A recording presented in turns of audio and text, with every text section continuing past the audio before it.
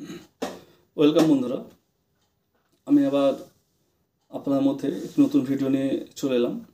মূলত আজকে যে বিষয়টি নিয়ে ভিডিওটি করেছি, একজন সিপিএমের এক্স নেতা তন্ময় ভট্টাচার্য, যিনি আমাদের ইসলাম ধর্ম এবং আমাদের যে সবার প্রিয় মানব জাতির জন্য, সবার জন্য আমাদের নবীজি রসুল সাল্লাল্লাহু সাল্লাম, হজরত মোহাম্মদ সাল্লাল্লাহু সাল্লাম, যেনাকে নিয়ে কিছু ভুলভাল কথা বলেছেন এবং হয়তো ওনার জ্ঞানের অভাব, হয়তো উনি ঠিকঠাক জানেন না।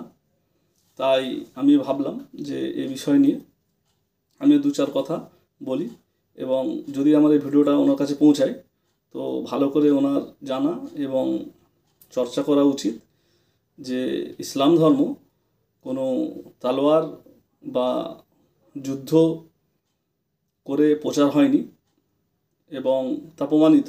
উনি বর্তমান সময়ে দেখতে পাচ্ছেন যে, বা যদি খোঁজ খবর রাখেন তাহলে ওয়ার্ল্ডের সবথেকে গ্রহণযোগ্য বা গ্রহণ করছে বা ধর্ম পরিবর্তনের ক্ষেত্রে বা যে ধর্মকে গোটা ওয়ার্ল্ড মেনে নিচ্ছে, সবাই অনুসরণ করছে ইসলাম ধর্ম। এবং সেই সূত্রে আরেকটি জিনিস ওনাকে জানিয়ে রাখা উচিত যে আমাদের নবীজি বা রসুল সাল্লাল্লাহু সাল্লাম, যে মোহাম্মদ যে নামটি সাল্লাল্লাহু সাল্লাম, ওনার ওই নামটি ওয়ার্ল্ডের সবথেকে এই 2024 আগে পর্যন্ত, মানে যে সার্ভেটি হয়েছে 2023-24 এক বছরের বা কয়েক বছর ধরে যে সার্ভে হয়েছে, সব থেকে বেশি মানুষ গোটা ওয়ার্ল্ড জুড়ে রেখেছেন। তো তাহলে বুঝতেই পারছেন কেন রেখেছেন। সবাই তেনাকে ভালোবাসেন এবং ইসলাম শান্তির ধর্ম, কোনো যুদ্ধ করে বা বন্দুক তালোয়ারের মাধ্যমে প্রচার করে নয়। উপরন্তু দেখতে গেলে বা বিবেক বিবেচনা করে বা খোঁজখবর রাখলে সবাই দেখতে পারবেন, বুঝতে পারবেন ইসলামের ওপরে বা মুসলিমদের ওপরে বর্তমান সময়ের আগেও বিভিন্নভাবে অত্যাচার করা হয়েছে এবং ওনার জ্ঞানের অভাবের জন্য এই কথাটা বলছেন।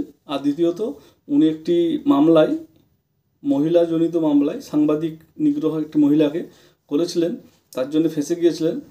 আমি কয়েকদিন ধরে বা এর আগেও ভাবছিলাম হয়তো তৃণমূলে যাবে এবং তৃণমূলের নেতারা খুব ভালো কাজই করেছেন যে এনার মতো একটি জ্ঞানহীন, ভুলভ্রান্ত, কোনো জ্ঞান নেই, কোনো কিছু খবর রাখে না, জানে না, এমন একটা পচা মালকে দল নেননি। এবং উনি, তন্ময় ভট্টাচার্য, এখন হয়তো ভাবছে যে এমন দু চারটে ভুলভাল কথা বলে মুসলিমদের বিরুদ্ধে বা মুসলিমদের নয়নের মণি, মুসলিমদের সবথেকে বড় নেতা, যাকে সবাই ফলো করে, তার বিষয়ে, আমাদের নবী বা রসুল সাল্লাল্লাহু সাল্লামের বিষয়ে উল্টোপাল্টা বলে একটি লাইমলাইটে আসবে এবং যদি হয় তাহলে বিজেপি থেকে কোনো অফার আসবে, সেটা বিজেপি বা আরএসএস থেকে কোনো পদ দেওয়া হবে বা কোনো তার দলে যুক্ত করা হবে, সেটা তাদের রাজনৈতিক ব্যক্তিগত বিষয়। এতে বিজেপিকে নাও জড়ানো উচিত, কিন্তু কিছু কিছু ক্ষেত্রে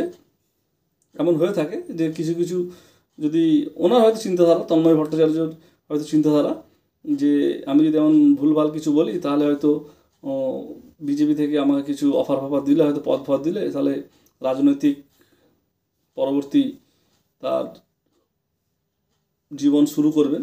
তাই আমি যারা আছেন মুসলিমদের যেসব বড় বড় নেতা বা লিডার, তাদেরকে আমি একটাই রিকোয়েস্ট করব যে তন্ময় ভট্টাচার্যকে একটু ভালো করে জ্ঞান দেওয়া হোক বা শেখানো হোক, বা আমাদের যেসব নবীজির জীবনী আছে বা ইসলামের যেসব ধর্মগ্রন্থ বা বই আছে ওনাকে পাঠানোর ব্যবস্থা করা হোক, যাতে উনি জানেন ইসলাম সম্পর্কে এবং ভালোভাবে জ্ঞান চর্চা করেন। এইটাই মূলত ভিডিওটা বানানো।